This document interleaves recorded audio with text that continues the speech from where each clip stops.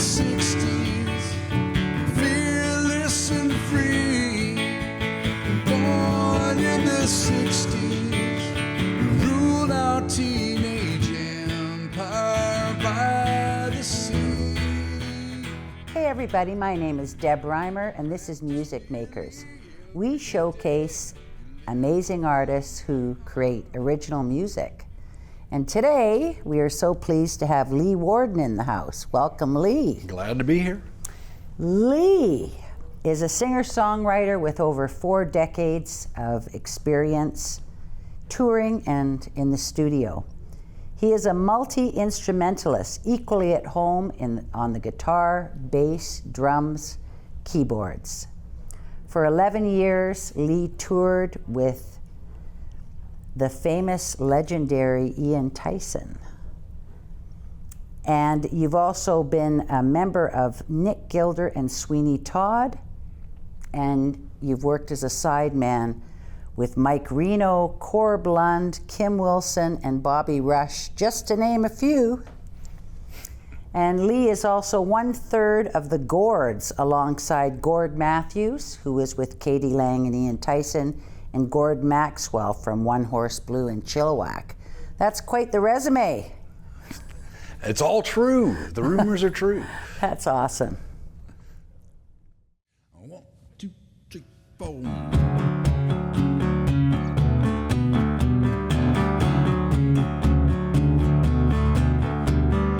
Wonders of technology, high definition scenery.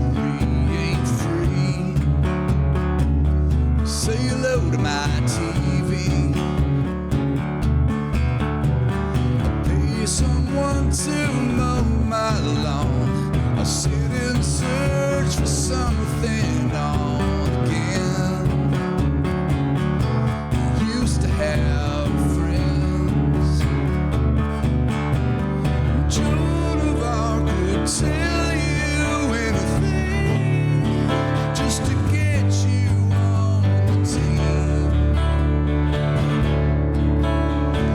Paradise is waiting. I can feel something real calling me,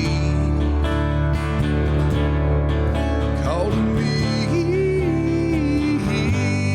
call on me.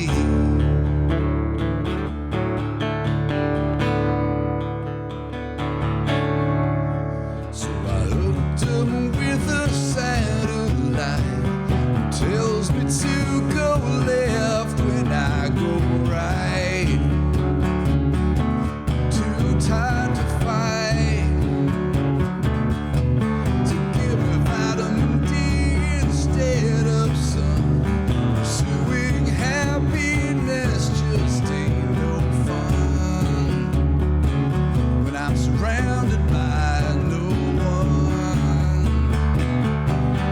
Joan of Arc would tell you anything just to get you on the team. Paradise is waiting. I can feel something real calling me, calling me, call on me.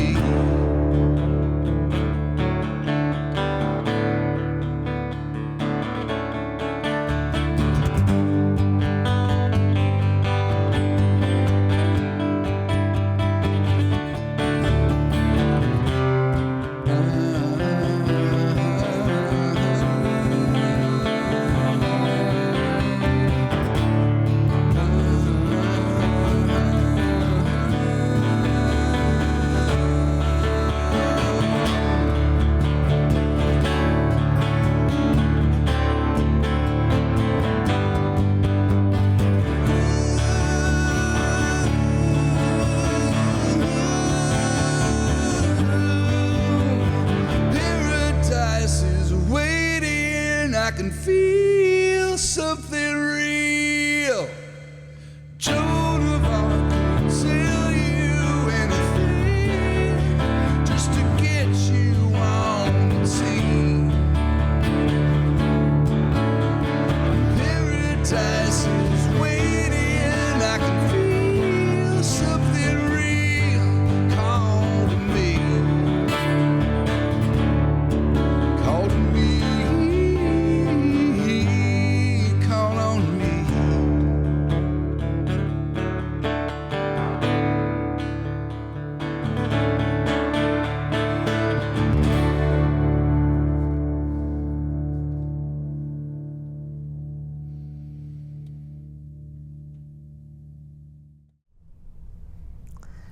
That was a great song. Thank you so much for that.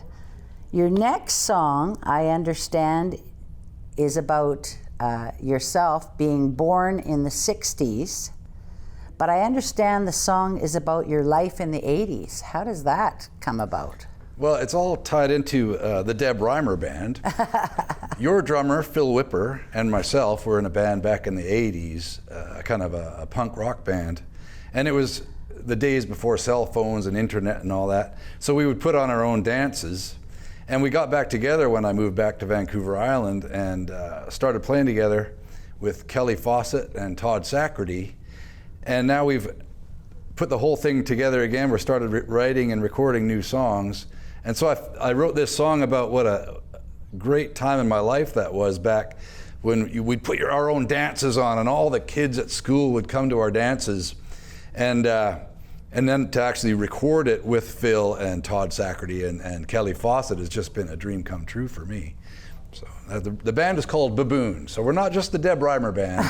We have a side project. Side project, the Baboon. That's great. Thank you for that.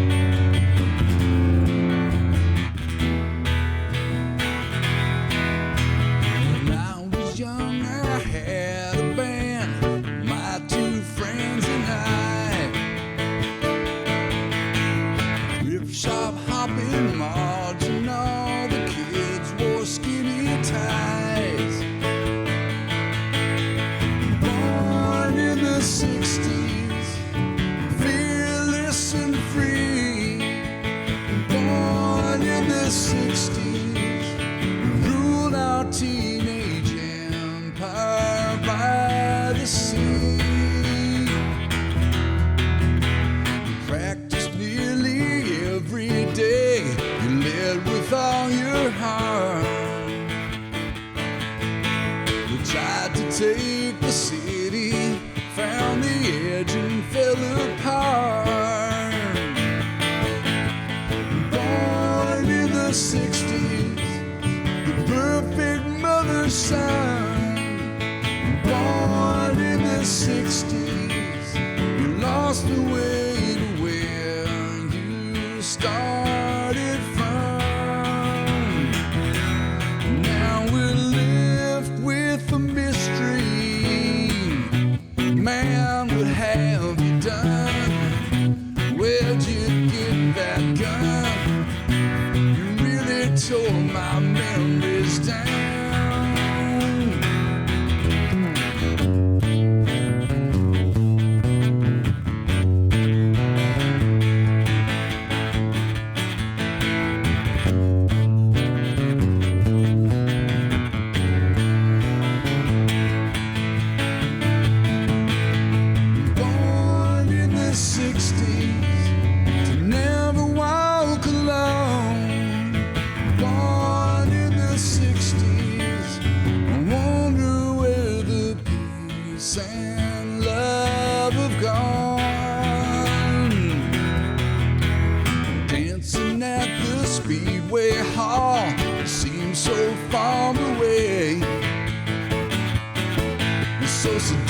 Scared and mixed up when you left Departure Bay. Born in the 60s, you never walk alone. Born in the 60s, I wonder where the peace and love have gone. Born in the 60s,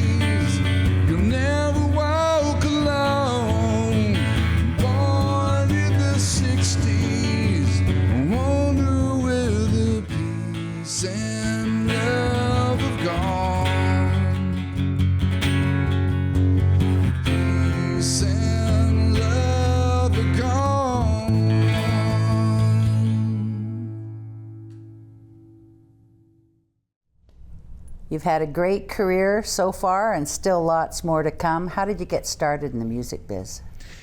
Well, I had a musical father and a musical uncle, and my uncle was actually the most inspiring person to me. because he came up in the late 50s in Nanaimo and had played in all the local bands. And then him and a friend were going to go to Sweden, but his friend was from London and he wanted to go visit his childhood buddy. And his childhood buddy was playing in a band called the Outlaws, which had Richie Blackmore in it and Chaz Hodges in it. And my uncle started driving the car, and then their guitar player quit. And so he got the job and he sent home for his Gibson Les Paul that he bought in Nanaimo. And it was a 59 Les Paul. And he traded it in there. And the person who bought the guitar was Keith Richards. And he used that guitar on the Ed Sullivan show and the Tammy show. And it's very famous, like the most famous Les Paul in England. And yeah, they've toured around there. And then he returned to Vancouver, and everybody else in the band went on to more fame and fortune. But I have all his old stuff at home. Is that so? That's what got you started playing on those instruments? Oh yeah, he was an amazing player. Went? And I remember driving him to the airport, and it just seemed like the most glamorous way of life. And now, after 30 years of nonstop traveling, it's like, I can see how it would wear you down. But back in the old days, in the 60s, you know, the airlines were classy, and you dressed up, and they gave you free drinks. And not anymore. Yeah, no. Times have really changed. It must have been really wonderful to play with the legend Ian Tyson. Born in Victoria. I didn't know that. Yeah, no, he's a local boy. Wow. Yeah, and I actually met a lot of people that played with him when he played here, like in Red Robinson's early band called the Stripes and that. Yeah. Yeah, no, it was amazing. 11 years of non-stop touring, and it was a great gig for me as a father because I was home all during the week, and we usually fly out on weekends and go play like 3 or 4 gigs and come back in time to go to soccer class and dance class. And you did some recordings with them as well. I played on 4 records, but I think the records were small, like EPs, and then they put them together. So I think it's 2 long play records and a couple of songs on his second greatest hits record. Can you imagine having 2 greatest hits records? No.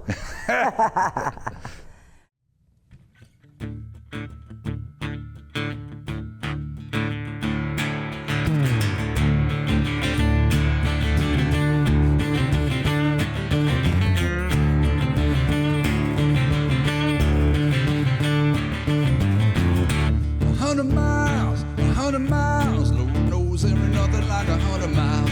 Everything I own piled on the lawn, every dream I had, now it's come and gone.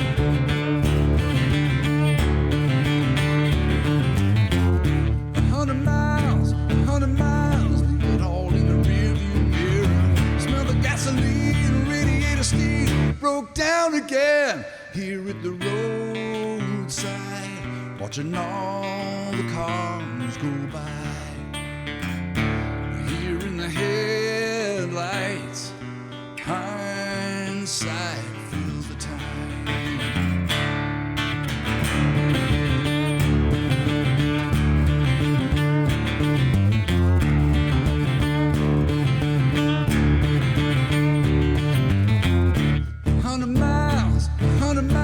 Ain't nothing round here for 100 miles.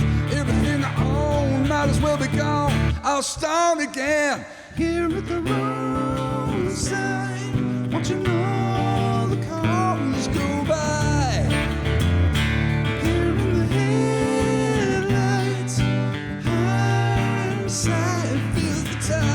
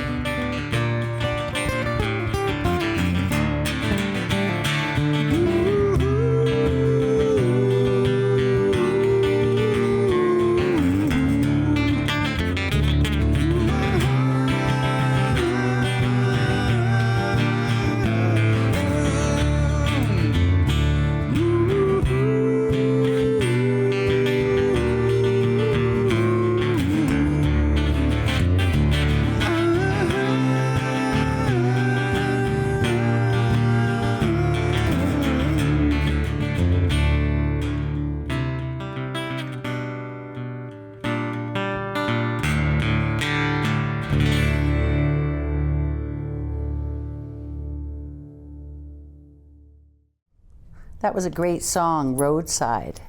I understand your next song, Long Distance Lullaby. And from what I understand, there's some relationship with the iconic band, the Bee Gees. How so? Well, I'll tell you. I had this dream, and I woke up so happy because I was dreamed I was hanging around with the Bee Gees. And then I had this song in my head, and it took me a moment, and I realized that's not a Bee Gees song. So luckily I had my phone beside the bed, so I turned it on record and sang it into my phone. And later I listened to it, I was like, this song is really good. And I sort of thought, if I wrote it in my sleep, I should turn it into a lullaby. So that was inspired by my daughter. Unfortunately, it was only the memory of her as a young kid in my arms, because she was about 14 when I wrote the song. But yeah, inspired by the Bee Gees, and hope it didn't put anybody to sleep. I can't wait to hear it.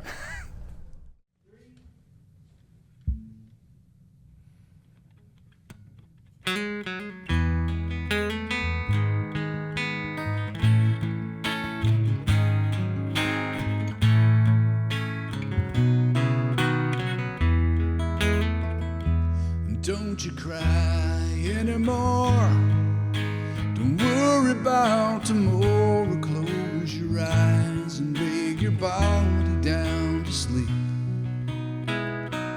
Because I love you more than anyone has loved anyone. And that's something you can keep. You can take it anywhere. It's compact and available for when you feel alone. It's a long distance lullaby to get you through the hard times. It's a little taste of home. So don't you cry anymore, 'cause I can see you as a little girl, warm and wrapped up in my arms. Years away, no matter how the world keeps us apart, we can share this song.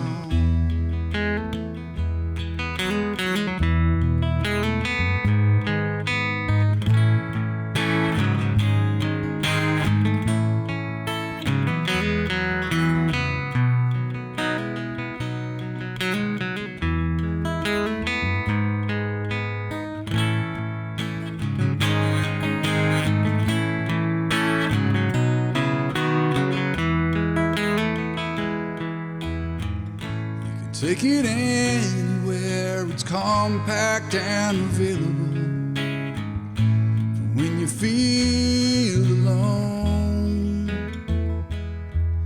It's a long distance lullaby to get you through the hard times. It's a little taste of home.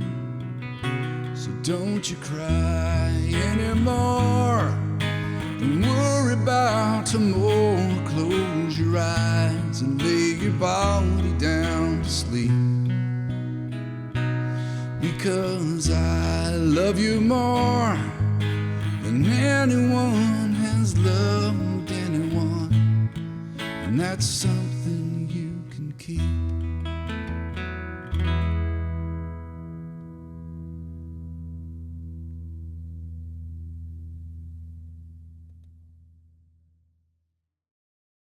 So I love the fact that you write some wonderful songs. Is there a formula to how you do your songwriting, or how does it happen? Besides waiting up in the middle of the night. I always have non-stop songs going in my head. And if there's a song that I want to listen to, like to get in the mood to do the dishes or paint the house or something, and there's no song available, then I write that song. And all my songs are sort of written with the idea that there's a void that needs to be filled, and I only write songs that I would be proud to sing in front of my friends. Nice. I don't write songs for other people or songs that try to jump on any bandwagons. I mean every word of them. mean every chord of them. Awesome. Yeah. Fast forward to the Gords. I love the history of the Gords. 3 Gords who all played with Ian Tyson at one time. Any stories from that time?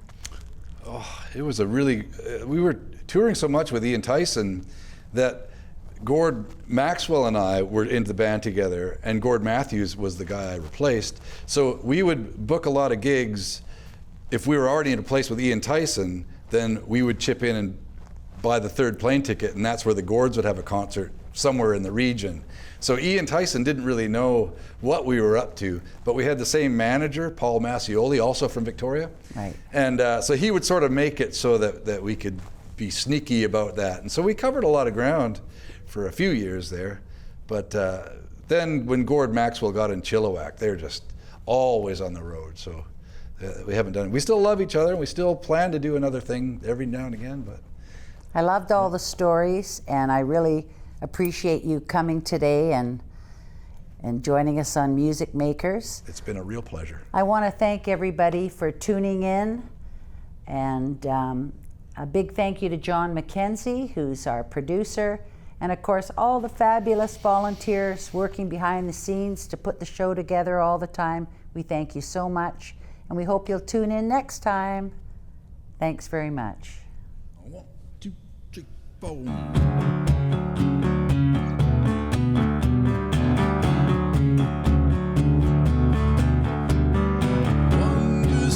Technology, high definition scenery ain't free. Say hello to my TV. I pay someone to mow my lawn. I sit and search for something on